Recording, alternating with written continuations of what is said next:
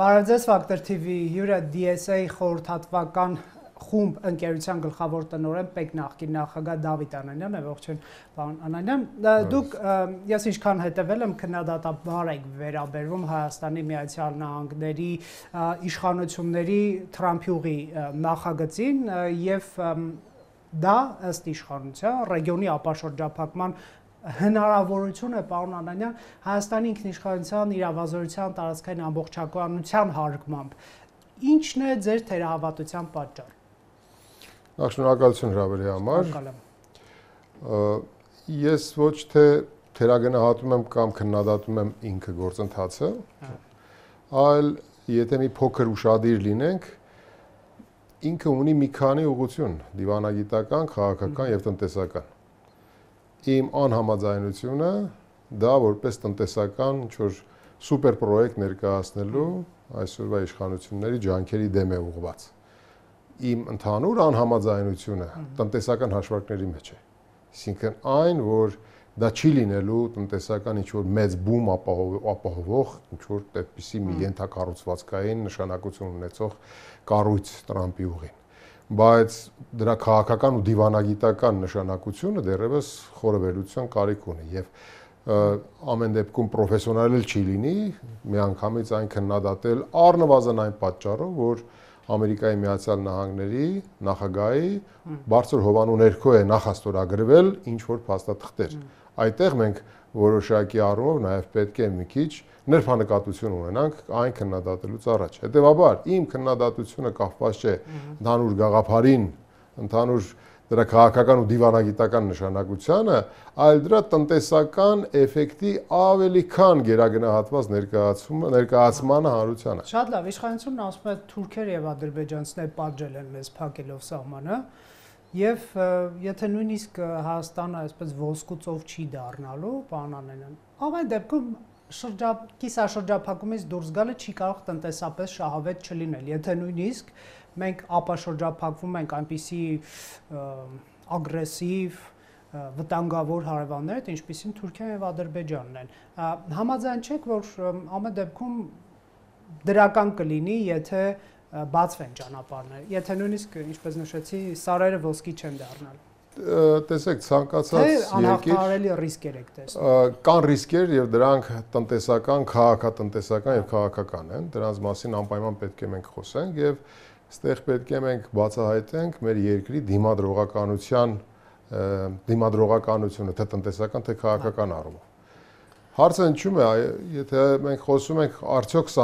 փակ սահմանները լավ են, ոչ ոք չի կարող ասել, որ փակ սահմանները լավ են, իհարկե վատ են։ Եվ եթե կա փակ սահմաններ, ուրեմն կա խոչընդոտ առնվազն տնտեսական համագործակցության, առնվազն աշխարհաքաղաքական առումով հաղորդակցված լինելու որոշակի սահմանափակված վիճակում գտնվելու առումով։ Բայց այստեղ որ մենք պետք է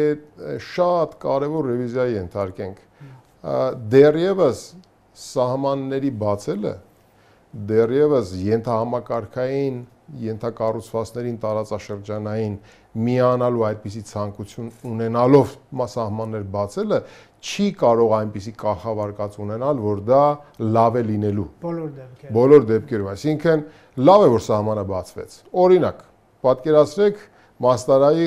սահմանը բացվեց։ Ինքը հիպոթետիկ առումով Մաստարա Ալիջան այդ սահմանային կետը ենթադրեք բացվեց եւ ռազմավարական առումով ինքը ուղղվածություն ունի դեպի միջերկրական ծովի առնվազն 2 նավահանգիստ։ Դերզե եւ Մերսիմ նավահանգիստներն են, որոնք հիպոթետիկ կարելի է եւ այդպես էլ ներկայացվում է, որ այո, դրանք այսօրվա ժամանակակից աշխարհում նավահանգիստներին հասանելիությունը տալիս է տնտեսությանը հնարավորություններ լոգիստիկ նոր ուղիներ որոնելու, փնտրելու եւ այլն եւ բազմազանություն ապահովելու։ Գյումրի բացման դեպքում տրապեզոն գնալու այդ։ Դա երկրորդն է, ասում արդեն Ախուրիկի սահմանային բանը։ Հիմա մենք ուղղակի օրինակ վերցնում ենք Մաստարա։ Մաստարայի սահմանային կետը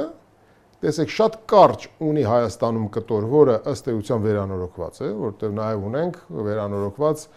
մաքսային եւ սահմանային կետ, եւ այն սահմանից այն կողմ դեպի իմ նշված նավահանգիստներ, մեկը 850 կիլոմետր է, մեկը մոտորապես 1000 կիլոմետր։ Եվ ընդհանուր Թուրքիայի ներսի ենթահամակարգային միավորներին միանալու առումով Թուրքիան պետք է մեծ շինարարական աշխատանքներ իրականացնել եւ վերանորոգման եւ նոր ճանապարհային հանգույցներ ձևավորելու։ Հիմա մենք ուղղակի պրագմատիկ ձևով ասում ենք, որ այո, եթե սահմանը բացում ենք եւ դրանք որոշակի նույնիսկ Թուրքիայի մեծ քաղաքական պատրաստակամության պայմաններում կառուցվում են այդ ճանապարհները, որպեսզի Հայաստանը խափան ելք ունենա դեպի միջերկրական ծով եւ օգտվի այդ նավահանգիստային հնարավորություններից, երկու նավահանգիստների, ապա դա որոշակի ժամանակ է տանելու իրանից։ Ասենք կարճաժամկետ առումով լավագույն դեպքում 5 տարի, իսկ միջնաժամկետ եւ երկարաժամկետ հեռանկարում 7-ից 15 տարի պետք է որպեսզի այդ ենթահամակարգերը կառուցվեն եւ այդպիսի ենթահամակարգային հնարավորություններ ունենան։ Հետևաբար սահմանի բացելը ինքը քաղաքական առումով ոչ թե առավելապես արտահոսք է ապահովելու մեր տնտեսական հնարավորությունների, այլ ավելի շատ ներհոսքի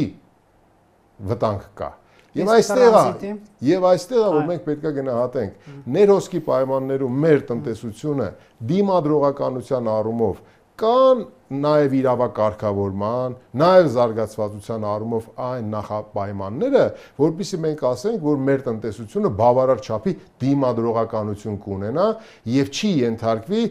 օրինակ թուրքական տնտեսության կլանմանը մեր տնտեսությանը։ Իշխանավորներն ասում են կլանելու լինեն, հիմա էլ կկլանեին, Վրաստանի տարածքով կկլանեին եւ երկրորդ մենք ունենք օրենսդրական, եթե չունենք կունենանք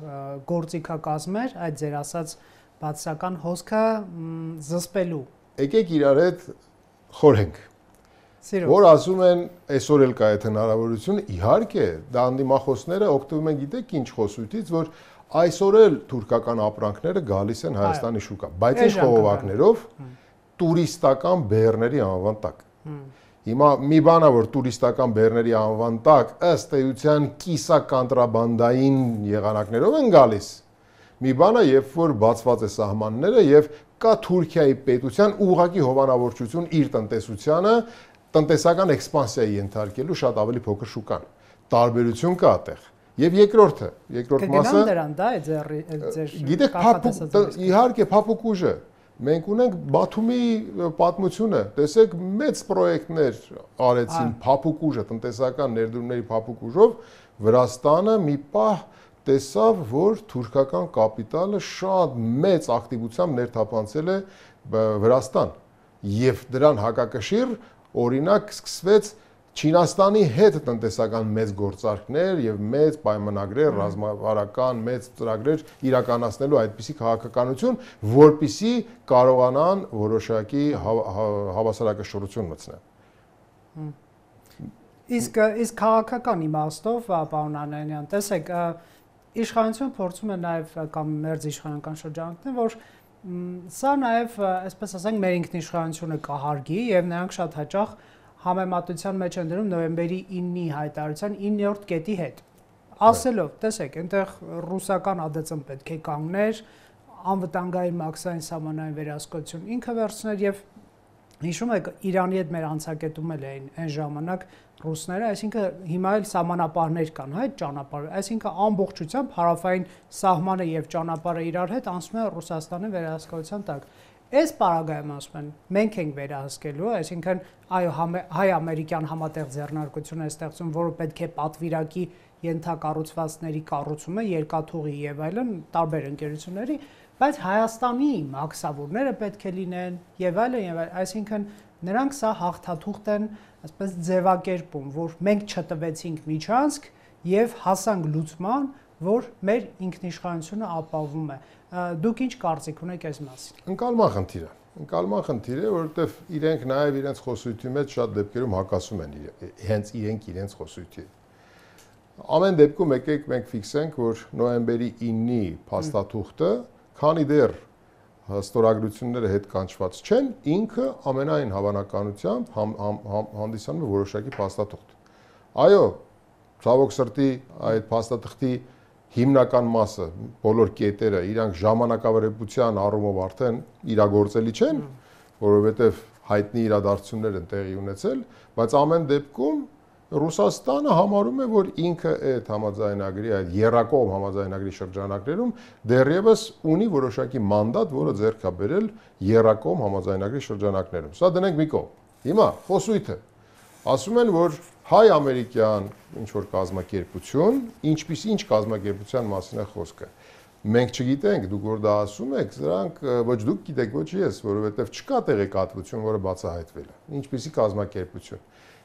Այդ կազմակերպությունը հայկական ռեզիդենտ կազմակերպություն է ենթադրենք։ Այստեղ պետք է գրանցվի։ Գրանցվեց ռեզիդենտ կազմակերպությունը, բայց ովքեր են փաստացի շահառուները։ Ես միտեղ կարդացի, որ Հայաստանը որպես բաժնե մասնակցություն այդ միավորի մեջ ունենալու է 30, 32, 33% մոտավորապես։ Այսինքն չի ունենալու այդ ձեռնարկությունում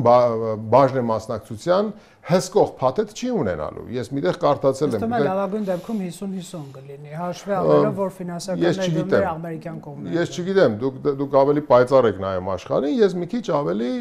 իրատեսական եմ փորձում լինեմ, որովհետև չի կարող լինել այդ միավորի մեջ Հայաստանը, այսպես ասած, վերահսկող փաթեթ ունեցողը։ Ես այդպես եմ ենթադրում, սա զուտ ենթադրություն է։ Այդ ինչպիսի միավոր է։ Ինչ է նշանակում այդ միավորը։ Այդ միավորին ինչ իրավունք են տալիս։ Վարձակալության իրավունք են տալիս, կառուցապատման իրավունք են տալիս, էստագադային կառուցվածքը լինելու, ներքին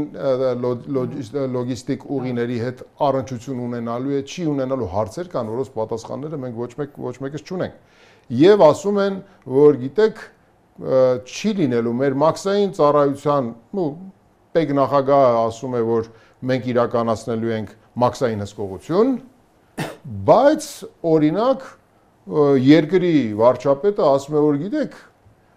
բաները, տեխնոլոգիաները զարգացել են, կա նաև, այսպես ասած, ոչ անմիջական ֆիզիկական զննությամբ մաքսային ձևակերպումներ կամ մաքսային հսկողության իրականացնելու պրակտիկա։ Պատկերացման պեն է, որ գնանք ձեռ տանք, մազերը քաշենք, բռնենք եւ այլ։ Հասկանում եք, բայց քանի որ ես չեմ ուզում խոսույթը պրոֆեսիոնալ մակարդակից իջեցնեմ շատ ավելի ցածր մակարդակ,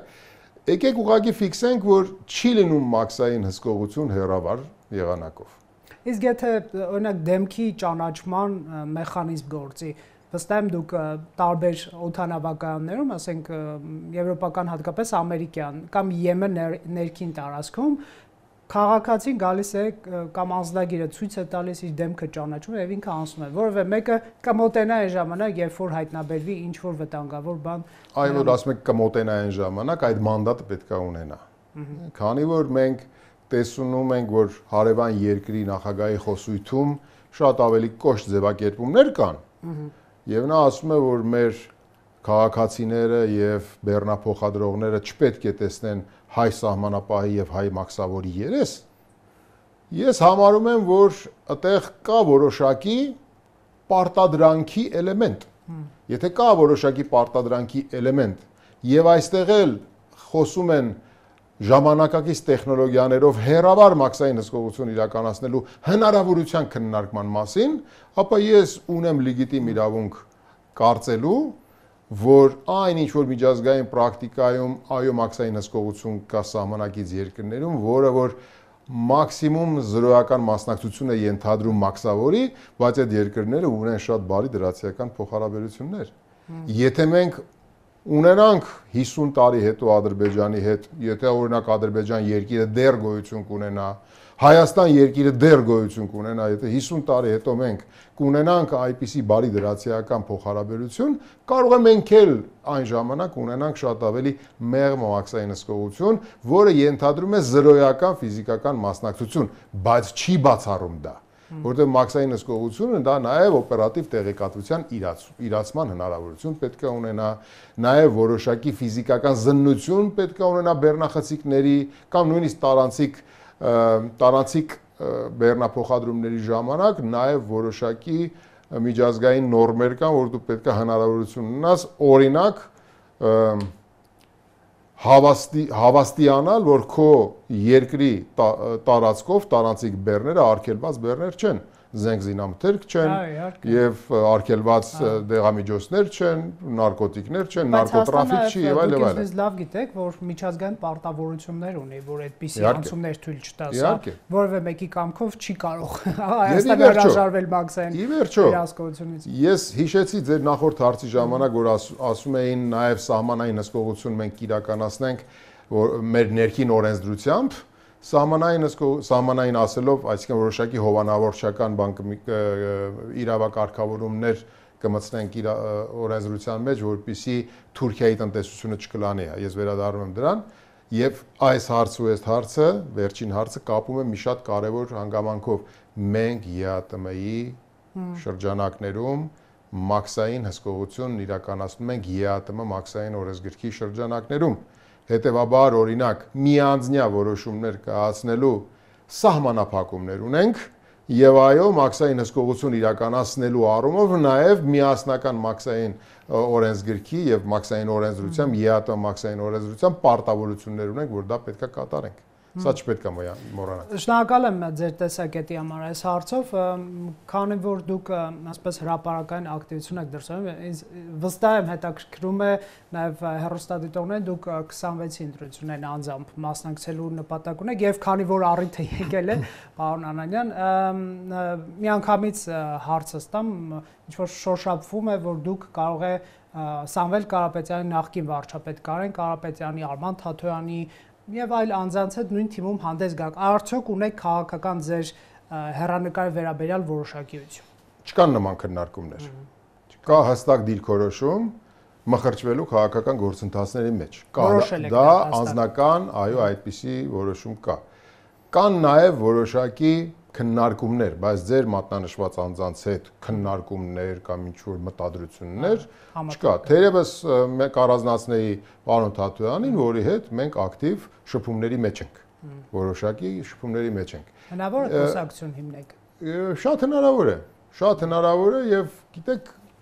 Ի՞նչն է ձեզ բերում քաղաքականություն այդ դեպքում։ Պարտավորությունը եւ պատասխանատվությունը։ Գիտեք, ես ոչ մի անգամ չեմ պատկերացրել, որ պրոֆեսիոնալ գործունեությունից զատ ես կարող եմ նաև հավակնություններ ունենամ մտնել քաղաքական գործունեության մեջ։ Բայց սա ոչ թե հավակնություն է, այլ սա ճակատագիր է, կարելի ասել, ու շատ ճակատագրական է։ Այսինքն, եթե կա փոփոխություններ իրականացնելու անհրաժեշտություն, ապա այստեղ անձնական ցանկությունները եւ անձնական նախասիրությունները պետք է դրվեն մի կողմ։ Ես որոշում եմ կայացրել այո քաղաքական գործընթացների մեջ մտնելու, մխրճվելու ավելի ճիշտ, ու դա կապված է միմիայն պատասխանատվության զգացումով։ Միմիայն, առանց ոչ մի բան ավել։ Շատ լավ, ես վստահ եմ, եթե ընտրական process-ին մասնակցեք, իսկ ձեր խոսքից հասկացա, որ մեծ հավանականություն կա, մինչև դա մենք ձեզ էլի կհրավիրենք եւ արդեն ներ, այսպես ասենք, քաղաքական եւ նախընտրական տրամաբանության մեջ էլ կխոսենք անպայման, բայց կուզեի այսպես վստահ եմ հետևում եք Հայաստանում այսպես կարևոր թեմաներ կան, որոնց շուրջ իսկական պատերազմ է, հա, գնում նկատի ունեմ ինֆորմացիան դաշտում տեսեք, վստահ եմ լավ տեղյակ եք, որ վարչապետը եւ կառավարող ուժը ասում են, որ Մինսկի ոչ թե ասում են, այլ այդ գործընթացը սկսվել է Մինսկի խումբը լուծարվում է, Հայաստանի այս իշխանությունն ասում է, ով ուզում է Ղարաբաղյան շարժումը շարունակել, թող գնա իր տեխնայությունը դնի հունիսի 6-ին, 7-ին, թե 8-ին չեմ հիշում կոնկրետ ընտրություններում եւ շարունակի մենք շարունակող չենք, բայց գիտեք ինչ կոնտեքստում է սա ասվում, պարոն Անանյան, որ դա, այսպես ասենք, վտանգ է Հայաստանի անկախությանը, հա, եթե մենք շարունակենք, դա Ադրբեջանը կընկալի որպես տարածքային պահանջ իր նկատմամբ, իր ագրեսիվության անսահման, այսպես ցանկությամբ կգա մեզ վրա։ Մենք փակում ենք դա եւ գնում ենք այսպես խաղաղության ամեն օր ասում են խաղաղություն է հաստատվել եւ այլ։ Դուք որպես քաղաքական գործիչ եկեք այդպես, հա, բնութագրենք, գալով իշխանության Արցախի հարցը բանակցության սեղան կդնեք թե ոչ։ Տեսեք, եւ կներեք օգոստոսի 8-ին նախաստորագրված փաստաթուղթը կընդունեք որպես հիմք թե կչեղարկեք։ Մենք պետք է խոսենք իրողությունների այդ իրողությունների դիրքից։ Տեսեք, ժամանակ առ ժամանակ մենք մի փոքր նախաբան ձեր հարցի պատասխանելուց առաջ փոքր նախաբան ասեմ, հետո շարունակենք։ Ժամանակ առ ժամանակ մենք խաղաղության պայմանագիր կոնցեպտին, որը որ տարբեր առիթներով տարբեր ամբիոններից ներկայացվել է, նախաստորագրված փաստաթղթի օգոստոսի 8-ին ձեր մատնանշված փաստաթղթի մասին կամ դրա նախաստորագրմանը նախորդող ժամանակահատվածներում մենք անհամաձայնություններ եւ թերահավատություն ենք ասել դրանց։ Բայց տեսեք, եթե խաղաղության պայմանագիրը ներկայացվում է Շանհայի համագործակցության կազմակերպության բարձր ամբիոնից եւ դրա վերաբերյալ Չինաստանի նախագահ Սին Ցինպինը իր գոհունակությունն է հայտնում եւ դա ասում է, որ շատ հետաքրքրական է եւ մեկ գոտի մեկ ուղի չինական նախաձեռնության շրջանակներում կարելի է քննարկել դրա իրագործելիությունը, սա արդեն դառնում է միջազգային խոսույթում մի հատ, այսպես ասած, ձևակերպում, որը այլևս դու հնարավորություն չունես իրեն անտեսելու։ Այսինքն կա արդեն իրողություն, այդ իրողությունը որպես ստարտային կետ պետք է վերցնես, հայ կապվածա թե ինչ ուղղությամբ կշարժես դա, որ ուղղությամբ կտանես։ Չեղարկեք կամ կվերախմբագրեք որպես բանացիություն։ Գիտեք, ինքը արդեն կա որպես իրողություն։ Հիմք կընդունեք։ Դա կվերցնես որպես իրողություն, որպես ստարտային կետ եւ կշարունակես իրան քո պատկերացրածով եւ տարածքային եւ բնական դաշնակիցների հետ համագործակցության կոնտեքստում։ Սա ուղղակի։ Եթե գանք օգոստոսի 8-ը, մենք կա համենայն դեպս ստորագրված, ստորագրված ինչ-որ մի հատ փաստաթուղթ, որը նախաստորագրման մասին է, այսինքն դա մտադրությունների հուշագիր է։ Որից չես կարող հրաժարվել որպես։ Չեմ կարող հրաժարվել, որովհետև դա արդեն նախաստորագրված ինչ-որ մի համաձայնություն է կամ մտադրությունների հուշագրի կոնտեքստ ունի, որը ել եմ ասում, Միացյալ Նահանգների նախագահի բարձր հովանու ներքո է եղել։ Պետք է հարգես այդ ինստիտուտը։ Պետք է հարգես Միացյալ Նահանգների նախագահին եւ իր, այսպես ասած, հովանավորչական հնարավորություններն ու հովանավորչական գործունեությունը։ Հաստատ դուք էլ կհաշտվեք Արցախի կորստի հետ։ Ոչ չեմ հաշտվի։ Ոչ չեմ հաշտվի։ Դա ինչու բանակցային սեղանի շուրջ չեք վերում։ Ես դες ասեցի, որ սա դեռ նախաբանն էր։ Հիմա շարունակեմ։ Որևէ մարդ, քաղաքական գործիչ կամ որևէ ուժ, որը այսօր կասի, որ ես Արցախի հետ բերելու հետ կապված կոնկրետ գործողություններ եմ անելու, այդ անձը, այդ քաղաքական գործիչ կամ այդ ուժը իրականությունից կտրված է։ Ոչ մեկ չի կարող այսօր ասել, որ Արցախը մենք հետ ենք բերելու։ Քավլիցի, այստեղ չի նշանակում, որ մենք չենք ասելու, որ մենք պայքարելու ենք արցախահայության իրավունքների համար։ Եվ այդ իրավունքները ունեն երկու հստակ ուղղություն։ Առաջինը արժանապատիվ կյանք Հայաստանի Հանրապետությունում իր հիմնարար իրավունքների պահպանման տեսանկյունով եւ բնորան վերադառնալու հիմնարար իրավունքի իրականացում միջազգային երաշխիքների ներքո։ Ադրբեջանը ձեզ ասելու է ադրբեջանցիներն էլ Հայաստան են վերադառնալու։ Ինձ չի տարկրում։ Եվ ոնց եք ասելու ոչ։ Ոչինն էլ ասելու ձև կա, որովհետև դու պետք է համադրելին համադրելի հետ դնես։ Իհարկե Արևմտյան Ադրբեջանի կոնցեպտը տարածքային ամբողջականության ներսում են ապրել, հա։ Գիտեք, չէ։ Ասենք Մասիսի ադրբեջանցիները կամ Երևանի Չէ, դուք հիմա ադրբեջանական նարատիվներով եք խոսում։ Այո, որովհետև դուք գնալու եք նրանց հետ բանակցելու։ Այո, ես հիմա հայկական նարատիվներով խոսեմ, եթե դեմ չեք։ Տեսեք, երբ որ Արևմտյան Ադրբեջանի կոնցեպտը իրենք այդպես ակտիվ ձևով տանում են առաջ, այո, դա հստակ հակադրելու համար է Արցախահայության վերադարձի մեր ակնկալիքների հետ։ Բայց այստեղ է, որ դու պետք է հետ գնաս ու հիշեցնես ու այդքան կամք ունենաս, ասես, որ Արևմտյան Ադրբեջանի կոնցեպտը բացարձակ համադրելի չի արցախցիների վերադարձի հետ, որովհետև այն ինչ որ դու խոսում ես, դա եղել է խորհրդային միության տարիներին եւ խորհրդային միության վերջի տարիներին Հայաստանից ադրբեջանցիները գնացել են Ադրբեջան, Ադրբեջանից հայերը եկել են Հայաստան։ Հետևաբար, եթե դուք խոսում եք Արևմտյան Ադրբեջանի կոնցեպտի հետ, մենք էլ պետք է խոսենք Արևելյան Ադրբեջանի կոնցեպտի մասին։ Պետք է հակադրել համադրելին համադրելիի հետ։ Իսկ եթե չընդունեն ձեր արգումենտը։ Դա նա է, որ դու պետք է խոսես արդեն միջազգային այն հարթակներում, որտեղ որ այս խոսույթը հասկանալի է, դու պետք է այս կործանարար բանը գործունեությունը, երբ որ դու մերժում ես ցանկացած միջնորդի եւ ուզում ես երկկողմ միայն կառուցել քո փոխհարաբերությունը, քո ակնհայտ թշնամական տրամադրված հարևանի հետ, սա տանում է փակուղի եւ սա տանում է նրա կողմից թելադրված օրակարգի իրականացման պարտադրանքին։ Հասկանում եք։ Հետևաբար Ռուսաստան մեզ կօգնի Արցախցին վերադարձնել, ինչ եք կարծում։ Նրա շահերից բխում է, ասենք Ադրբեջանի հետ, եկեք ճիշտը ասենք, որոշակի դիմակայության գնալու մի քիչ էլ ավելի, որովհետև նա պետք է ռազմական, անվտանգային, քաղաքական, տնտեսական հազար ու մի գործիքներ կիրառի Ադրբեջանի դեմ, որ Ադրբեջանի նախագահ հայերին ընդունի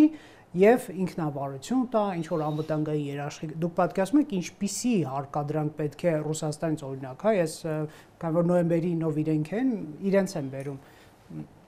կիրառի, որ Ադրբեջանը ընդունի, կկիրառի։ Գիտեք, այդ գործընթացում դու չպետք է ընդհանրապես միջազգային քո փոխհարաբերություններում եւ արտաքին աշխարհի հետ շփումներում եւ դիվանագիտությունը արտաքին քո դիվանագիտական բաները օրակարգերը ձևավորելիս դու չպետք է միայն մեկ բևեռի կամ մեկ խաղացողի հետ կապես քո բաները, այսպես ասած, ստրատեգիական կամ ռազմավարական դաշինքներ ունենալու քո օրակարգերը։ Դու պետք է աշխատես բոլորի հետ։ Եվ քո բոլոր բնական դաշնակիցները, ովքեր որ օրինակ պանթուրքիստական կամ այդպիսի նկարտումներ ունեցող ցանկացած օրակարգերի դեմ են, դու պետք է բոլորի հետ աշխատես։ Դա նշանակում է, որ դու չպետք է բավարարվես միայն Ռուսաստանով, դու պետք է Չինաստան, Հնդկաստան, Իրան, ինչ որտեղ նաև Ֆրանսիա, այն բնական քո դաշնակիցները, ովքեր որ կարող են տարբեր հարթակներում քո շահերը տանել առաջ քո հետ միասին, որոնք որ հակաթուրքական, էքսպանսիոնիստական կամ թուրքական էքսպանսիայի դեմ որոշակի բաներ են, օրակարգեր են ենթադրում։ Հնդկաստանի կողքը կա Պակիստան։ Հնդկաստանը ամենաբնական դաշնակիցն է մեզ հակաթուրքական օրակարգերի առումով։ Սրանք գիտեք ինչի եմ ասում ես։ Աշխանությունը այս կտոր կտրելու է եւ ասի պարոն Անանյանը պատերազմի կուսակցություն է շուտով հիմնելու, որովհետեւ նա այո ասում է մենք 17 կետերը հիմք կընդունենք, բայց ասում է Արցախցիներին պետք է վերադարձնել եւ քիչ առաջ նա խոսում է։ Ես չասեցի 17 կետերը հիմք կընդունենք։ Հակաթուրքական հավանական դաշինքի։ Ես չասեցի 17 կետերը հիմք կընդունենք։ Ոչ, ես այդպեսի բան չասեցի։ Այսպես ասենք։ Ոչ, ես կֆիքսեմ, որ Ամերիկայի Միացյալ Նահանգների նախագահի բարձր հովանու ներքո ստորագրվել է մտադրությունների հուշագիր։ Շատ լավ։ Այդ մտադրությունների հուշագիրը ինքը կյանքի կոչելու իր աշխարհագրությունն ու իր օրակարգը եւ իր ճանապարհային քարտեզը պետք է ունենա։ Իմ կամ մեր պատկերացրած օրակարգն ու ճանապարհային քարտեզը տարբերվում է։ Շատ լավ, իսկ իմ հարցին գալով, որ ձեր ասածը, այսպես ասենք, թաքուն ինչ որ տարածքային պահանջների տարածքային պահանջ բացարձակ չի։ Չկա։ Չէ։ Տարածքային պահանջ չկա, բնականաբար, բայց իրավունքների համար միջազգային երաշխիքներով ամրագրված իրավունքների պահպանման տեսանկյունից ես չեմ ասում, որ դա պետքա անել վաղը, մյուս օրը, 1 տարի հետո կամ 3 տարի հետո։ Դու այդ ուղղությամբ պետքա գնաս, այդ ուղղությամբ պետքա շարունակես քո աշխատանքը։ Դու պետքա ուշադիր լինես, որ այսպիսի է այս փոփոխվող աշխարհում ինչպես են շահերը փոփոխվում։ Այդ փոփոխական շահերի ներքո դու պետքա քո վերագտնես քո սուբյեկտայինությունը եւ փորձես կառուցես քո ցանկությունները։ Դու չպետք է պարտվածի նման իրական Հայաստանի կեղծ օրակարգով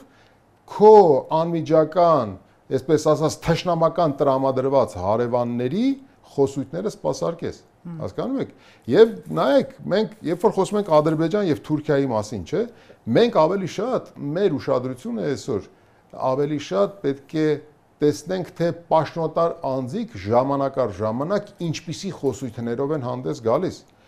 Մեր տրամադրությունները կամ մեր տրամադրվածությունը ոչ թե, այսպես ասած, Թուրքիայի եւ Ադրբեջանի դեմ է, այլ այն տրամադրությունների դեմ եւ այն խոսույթի դեմ, որ այսօր այդ երկրների ղեկավարները սրսկում են եւ իրենց հանրության մոտ ձևավորում են այդ բանը։ Իսկ եթե մենք արցախցիների վերադարձի հարցը դնենք պաշտոնական օրակարգում, ինչքան էլ դա իրականում հիմնավորված է, դա ճիշտ է, հա, դուք միած շեշտադրում կա, որ էլի մի փոքր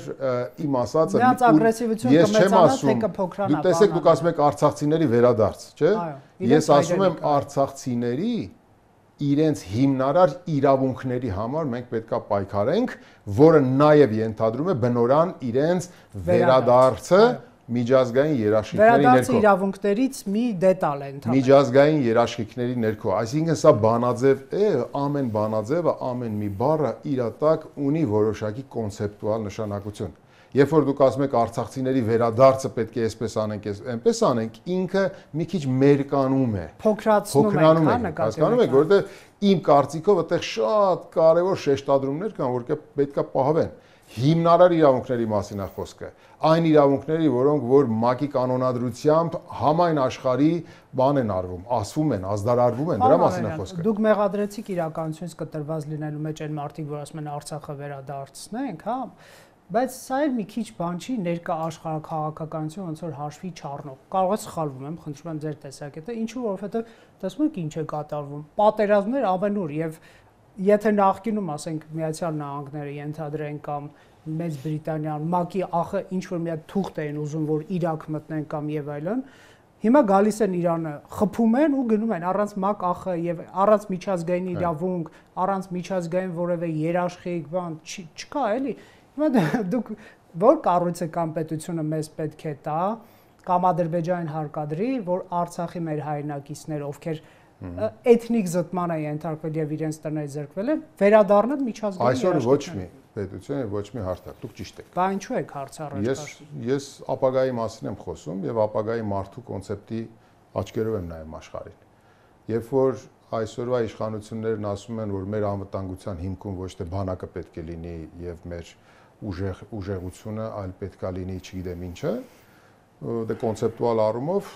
հակադարձ համեմատական այն գաղափարներին, որ օրինակ մենք ունենք, որովհետև եթե Բիսմարկի խոսքերով ասենք, եթե դու ուզում ես խաղաղություն, ապա պատրաստվիր պատերազմի։ Դա նշանակում է, որ մենք այլընտրանք չունենք, որ պետք է ուժեղանանք։ Հարցը գնում է նրանում, որ պարտվածին, ընկածին ոչ մեկ չի սիրում։ Եվ Նիցշեի խոսքով են ասում, որ հրիր ընկածին։ Հասկանում եք, հիմա մենք ծնկած եւ ընկած ենք։ Մենք պարտված ենք, այդպես ենք ներկայանում աշխարհին, այդպես են մեզ, ձեզ եւ ինձ եւ մեզ բոլորիս ներկայացնում մեր իշխանավորները ամբողջ աշխարհին։ Եվ այս խաղաղության պատրանքը, իրական Հայաստանի այս կեղծ օրակարգը ինքը մեզ ուզում է, որ մենք ծնկած վիճակից դուրս չգանք ուղղակի։ Մենք դրան հակադրում ենք հետեւյալը. մենք ուզում ենք խաղաղություն։ Այո, այդ նախադասության հետ մենք համաձայն ենք այսօրվա իշխանության։ Մենք ուզում ենք խաղաղություն։ Ինչպիսի խաղաղություն։ Ծնկածի խաղաղություն, թե ուժեղի խաղաղություն։ Երբ որ դուք ունենաս ռազմարտունաբերություն, երբ որ դուք ունենաս հաջորդ հազարամյակի զենք զինամթերք, երբ որ դուք ունենաս այնպիսի ռազմարտունաբերություն, որը նաև արտահանելի է, երբ որ դուք ուժեղանաս, բոլորը հաշվի կնստեն քո հետ։ Իսկ միգուցե այդ հզորանալուց հետո Արցախի հայերի իրավունքների հարցը բարդ։ Տեսեք, երբ որ դու դնում ես օրակարգ ու չես կարող սպասարկել, որովհետև քո պետությունը ունի այդպիսի ռեսուրսներ եւ բովանդակություն, դա մի տեսակ ոնց որ իրոք իրականությունից կտրված։ Իսկ եթե դու ունենաս ռազմավարական պլան, որ 25 տարի հետո ես ունենալու եմ այսպիսի պետություն, որը այս հարցերը կդնի։ Ձեր ասած ու իմ ասածը նույն բանն է։ Չէ, բայց մենք չունենք հիմա ռազմավարական պլան է։ Պարոն Անանյան, հիմա մենք չունենք այդ ռեսուրսներ եւ այդ հարցը հիմա դուք դնում եք։ Եթե 25 տարի ունենանք այդ ռեսուրսները, այդ ժամանակ դնենք, աստվածտա ողջ լինենք բոլորս։ Դա արդեն ուրիշ պատմություն է։ Ասածս այն է, որ հիմա դուք չեք առաջարկում մի ծրագիր, որը անիրագործելի է։ Միգուցե լռել է ծրագրի մասին եւ երբ որ ունենալ հնարավորություն այդ ժամանակ խոսել։ Գիտեք, նախ ես ձեր ծրագիր չեմ ներկայացրել։ Դուք չգիտեք իմ ծրագիրը։ Տողով էլի նկատի։ Ես իմ մտադրությունները եւ իմ մտքերն եմ ձեր հետ կիսվում, որի հետ դուք կարծում եմ համաձայն եք, բայց ուզում եք որ մի քիչ ավելի ինտերակտիվ լինի մեր քննարկմանը։ Ես բոլոր հարցազրույցներում այսպես եմ։ Եվ տեսեք, եթե դու ունես ռազմավարական նպատակ, ունեք իմ մասնագիտություն, ինձ ստիպում է, որ ես լինեմ ճշգրիտ։ Այն ինչ որ ես ասացի, դու պարտավոր ես ձևակերպես հիմա եւ դրա իրագործելիության ճանապարհային քարտեզը օրինակ մտքում ունենալով եւ որոշակի շեշտադրումներով տանես դեպի իր հաղթական ավարտին։ Կտան ապրել։ Իսկ ով պետք է թույլ տա կամ թույլ չտա։ Այդ երկուսը։ Դե այդտեղ էլ գալիս է հենց մեր ու այսօրվանների տարբերությունը, որովհետև գիտեք ինչ կա, վերցրեք մի քիչ կենցաղային բանով խոսենք։ Հիմա դուք ձեր հարևանի հետ ունեք կոնֆլիկտ։ Իմ հարևանները բոլորը լավն են, ասեմ ձեզ, Ձեր բախտը բերել, հա, բայց հիպոթետիկ պատկերացրեք, դուք ունեք Ну բնականon չէ, պատկերացրեք առանձին տներ են, ձեր տունը դուք որպես տուն, որպես տնտեսություն հարևանների հետ ունեք կոնֆլիկտ։ Ցանկապատը քաշքշում եք։ Հարևանների հետ կոնֆլիկտի ժամանակ դուք որոշակիորեն չպետք է ցույց տաք, որ դուք էլ ունեք որոշակի հնարավորություններ, ասենք, ընդդիմանալու։ Իմիտացիա չեմ անի, որովհետև եթե ես ցույց տամ այնպեսի հնարավորություն, որը չունեմ եւ սադրեմ նրան եւ նա գա իմ վրա եւ ես ռեսուրս չունենամ պաշտպանելու, չեմ անի։ Եթե ունենամ գոնե մի քիչ ռեսուրս, կանեմ մի քիչ էլ, այսպես ասենք, ու ենթադրենք վիճելի տարածք ունեք։ Վիճելի տարածք կա, դու օրինակ խոսես նրա մասին, գիտես, այս ծառը իմը քո պապը իրար հետ են տնկել, բայց այստեղ վիճելի բան կա։ Մենք պետք է մի օր նստենք իրար հետ զրուցենք։ Դրան էլ ձևակերպելու հարց կա, հասկանում ես։ Եթե դու քո հարևանին ասում ես, ես քո հետ ընդհանրապես ոչ մի հարց չունեմ, ես քո հետ գնացել եմ այսօր խաղաղությունը, կնքել եմ այդ խաղաղության պայմանագիրը եւ որևէ նախապայման չեմ դնում, ռազմագերիների հարցնել չեմ դնում, Արցախի ռազմաքաղաքական ղեկավարության հետ վերադարձի հարցնել չեմ դնում, քո կողմից իմ տարածքների օկուպացիայի հարցնել չեմ դնում, այդ բոլոր հարցերը դնում ես, դու ընդհանրապես կործանում ես քո երկիրը ու չես ուզում, որ քո երկիրը ծնկած վիճակից դուրս գա։ Եթե այնպիսի խաղաղություն ես քարոզում, որը ենթադրում է առաջիկա, չգիտեմ, տեսանելի եւ որոշակի նաեւ հեռանկարային ժամկետում ծնկած վիճակում ապրել, ապա պետք է ժողովրդին ասել, ժողովուրդ ջան, սա էլ է խաղաղություն, մեր ուզածել է խաղաղություն, բայց եկեք մեկ էս խաղաղությանը գնանք մի քիչ ավելի արժանապատիվ որակարգով քանես։ Հիմա եթե ժողովուրդը մեծամասնությունը կորոշի, որ ծնկած խաղաղությունը շատ ավելի լավ է, քավլիցի, ուրեմն կունենանք այն ինչ որ ունենք, ուրեմն ժողովուրդը կընտրի ծնկած խաղաղությամբ գոյություն քարշ տալու իր հեռանկարը։ Ամեն մեկն էլ իր իրավունքն ունի, իր ձայնը բարձրացնելու։ Եվ դուք համոզված եք, որ պատերազմ չի լինի ձեր հաղթելու դեպքում, այսինքն այս օրակարգը առաջ քաշելու դեպքում։ Գիտեք, պատերազմ չի լինի, ով որ գա կասի, ես համոզված եմ, որ պատերազմ չի լինի, այդ խոսույթ չի։ Ես ասում եմ, որ ես կարծում եմ, որ երբ որ դու ունես դիվանագիտական փոխհարաբերություններ հաստատելու, վերաիմաստավորելու եւ ռազմավարական գործընկերություն հաստատելու եւ վերաիմաստավորելու հստակ նպատակներ, ապա դու կարող ես ստեղծել զսպումների եւ հակակշիռների այնպիսի համակարգ, որը ամենայն հավանականությամբ, մեծ հավանականությամբ բերելու է պատերազմի իջիկ դարձնելու իրականություն։